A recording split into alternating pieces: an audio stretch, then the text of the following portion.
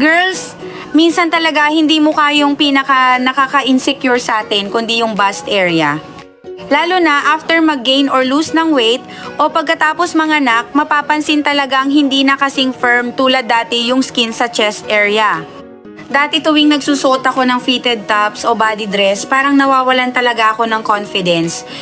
Hanggang sa natry ko itong Wilty breast patch at honestly nagustuhan ko siya kasi sobrang dali lang gamitin. Didikit mo lang diretso sa chest area kaya hindi siya hassle at perfect para sa mga busy people tulad ko. Pinakagusto ko, parang feeling ko mas inaalagaan ko sarili ko at mas nagkakaroon ako ng self-love everyday. After ko siyang gamitin consistently for some time, napansin kong mas soft at mas firm looking yung skin sa chest area ko. Manipis lang din yung patch at comfortable gamitin kaya okay lang kahit everyday gamitin. Simple self-care step lang siya pero malaking tulong talaga sa confidence ko kapag nagsusuot ng mga damit.